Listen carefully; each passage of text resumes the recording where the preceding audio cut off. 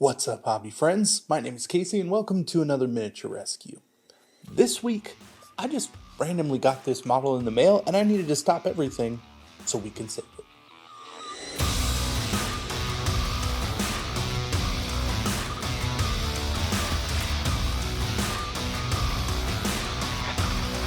So there are a couple of reasons why I wanted to just drop everything and work on this particular model. First one is that this model is just really cool.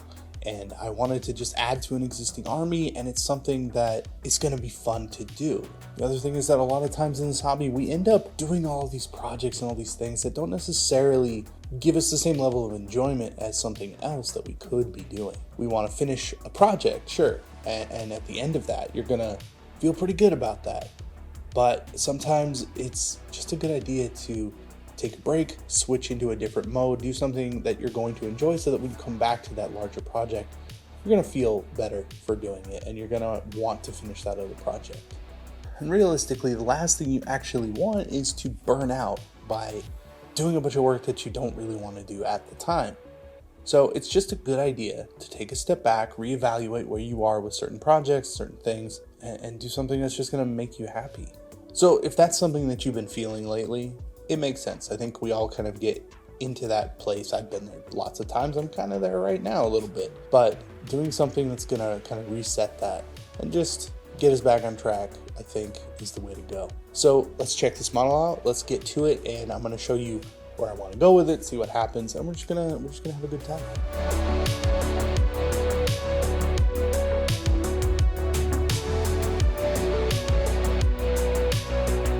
So we got two models here. We got this sweet librarian. It's a custom librarian. I think it looks like mainly a head swap, a little bit of a weapon swap with the hammer, which is pretty rad. Not bad at all.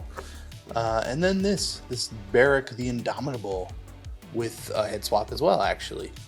And it's already painted gold, which isn't bad. And we might be able to just start with this as a base coat.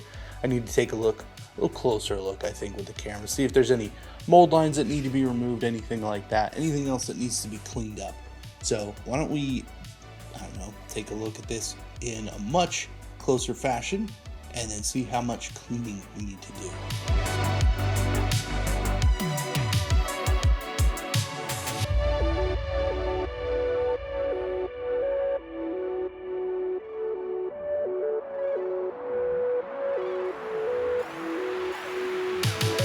The biggest thing that I noticed in the turnaround shots, there are definitely some mold lines that need to be removed.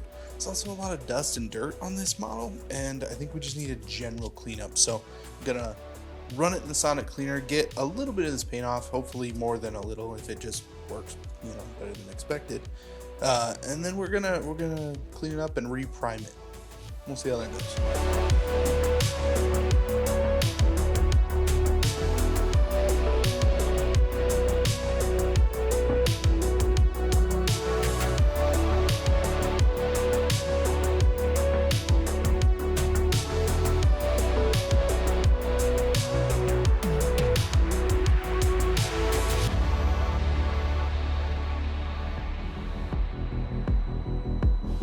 15 minutes, and I guess we'll see what happened.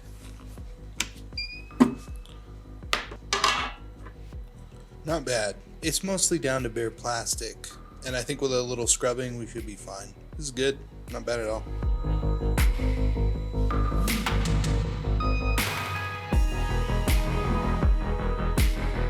So with a little bit of scrubbing, you can see that most of the paint on here is gone, and the rest of it won't really have any effect on the model. There's some mold lines and some weird little stuff that needs to be flattened out, and just a few areas, not too bad. This model was cleaned up pretty well when it was initially put together. Now we do need to figure out how we're going to paint this, because that's going to really make a difference. Either I'm going to replace the weapon and the head on this model, or we're going to leave it as is. This looks pretty cool, but I don't know. I don't know what I necessarily want. So we're going to take a look at some options and go from there.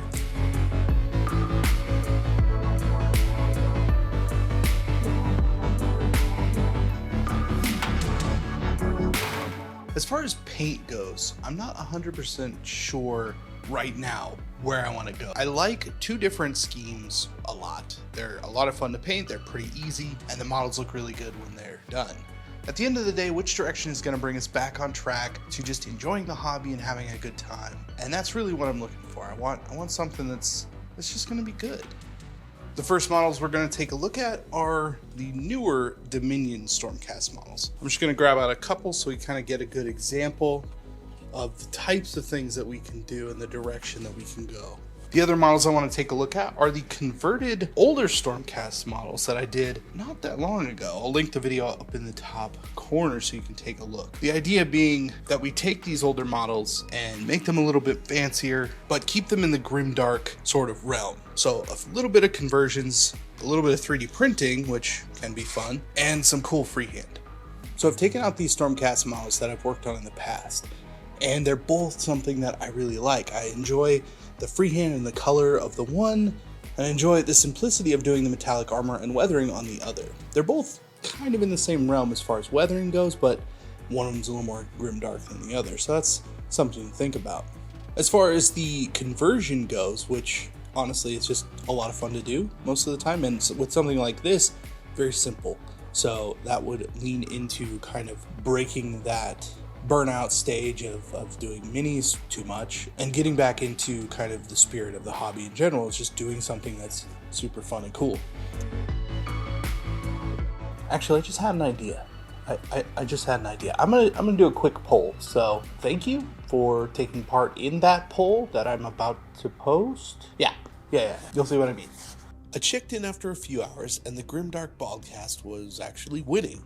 And even after a day or so, it was still in the lead, so that's definitely the one we're gonna go with. I'm gonna print out a few weapon bits that I want to use and size them so I can have some options to pick from. It's a good idea if you aren't printing anything too big to just add a couple of options. It's not much more resin and it ends up saving a ton of hours if you happen to pick the wrong size initially, since the print time for all of these is only made longer by the tallest piece.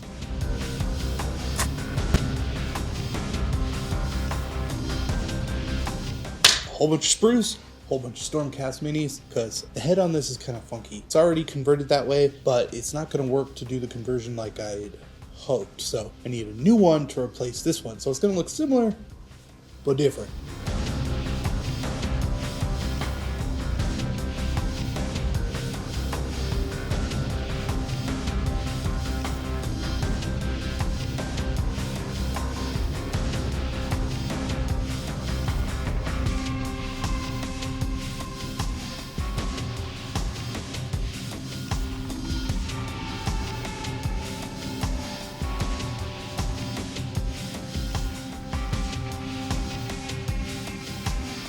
The mold lines all need to be taken off, the head needs to be replaced, and I need to pick one of these maces to take the place of the hammer.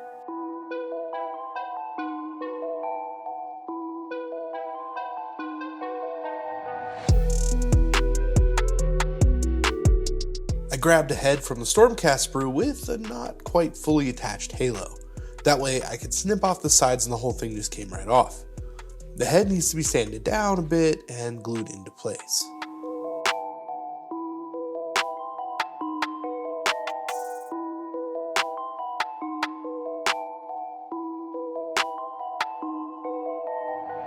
The leg ended up being kind of difficult to move around with the spikes, so I ended up having to go with a slightly smaller size than my original model. It's barely noticeable in the end, but I am glad that I printed more than I needed, because this would have been a problem and it would have been a huge waste of time to sit and print out another couple of these. And finally, the base gets a helping of cork for texture and some mud to fill it out the rest of the way.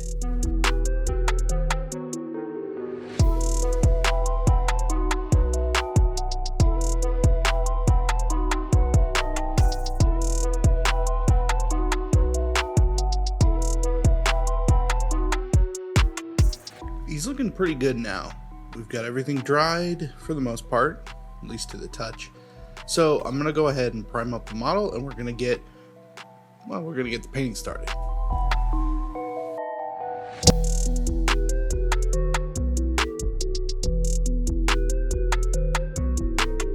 I'll I'll start with a black primer to lock everything together, and we can start our base coating with a quick coat of dark silver all over.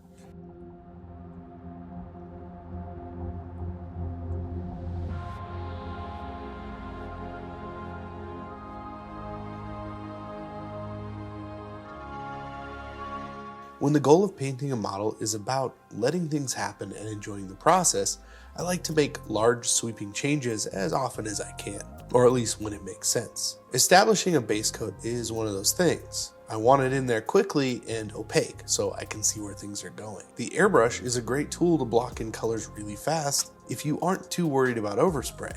And even then, if you're patient enough and practice your aim, you can do a lot without needing to go back and really clean a lot up. Yellow for the pauldrons to match the existing models, and eventually a nice shadow of orangey brown will go over the top of that to give it some depth. I want the cloth on the model to be that dirty, dingy off-white. So I use the airbrush to establish a nice dark ivory color followed by a fairly bright ivory by comparison. I'm going to coat this in a brown enamel later to really give it that color, so we can work on the transitions with that. I still need to come back in and clean up the metallic armor just a little bit, and that's easy enough by grabbing the same color that we sprayed originally and just taking care of those bits.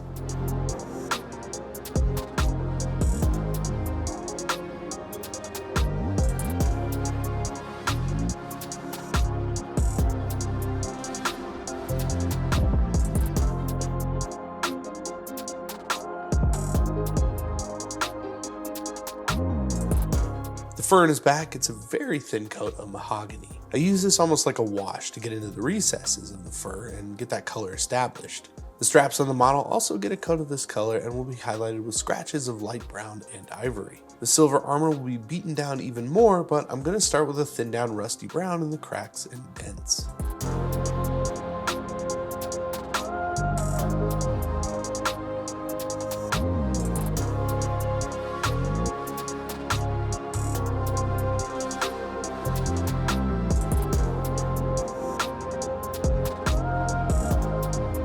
The orc on the ground gets a base coat of dark green, followed up by quick highlights of yellow-green. I'm placing these roughly in the middle of each bulky area, wherever a muscle or bump is sticking out to get the shape. Then I'll use the airbrush to push the highlights a little more and blend those shapes together. This works surprisingly well as the airbrush fills in the transitions with a transparent layer while boosting the highlights on top. It gives the model more depth and color, and it has this kind of painterly look to it.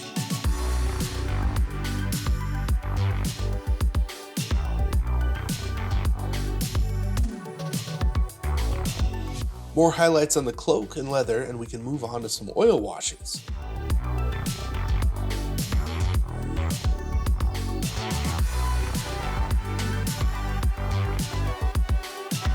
The black line will darken things down a bit and help with the separation of each piece on the model.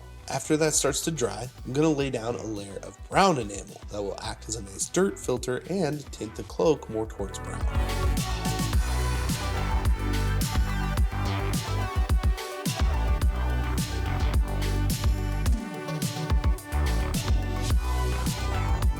While the enamel is still wet, I'm going to load up a brush with some red contrast paint. These paints don't mix, which in this case is a good thing, because you can place the contrast paint over the top and it begins to separate in the oils, giving you a really cool blended effect on the model. As the oils dry, the pigments start to blend together, and you have spots of brighter red mixed in with unique bits of black and brown, so it ends up looking pretty realistic and dirty. After the oils set up for a little longer, I'm going to start cleaning the model off with a makeup sponge and push those colors around until I get something that looks pretty cool. The subtractive method of revealing the color and detail underneath is very fun and gives you a good amount of creative control, while still being messy enough to look more like real dirt and grime. This is one of my more favorite things to do on a model. It's always a lot of fun, and you can kind of go a lot of different directions with it and just kind of see what you like. You can also add more if you take too much away, so there's a lot of flexibility here.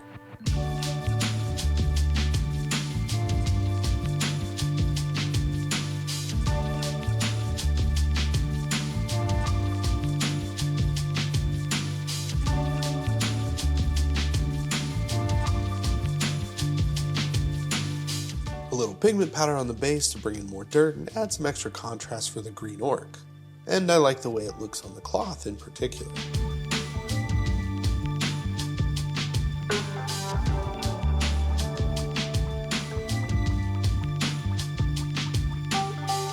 finally some silver to bring back some of the shine on the armor. Also a very satisfying process, and I love the way that it brings out all the details and makes them really sharp.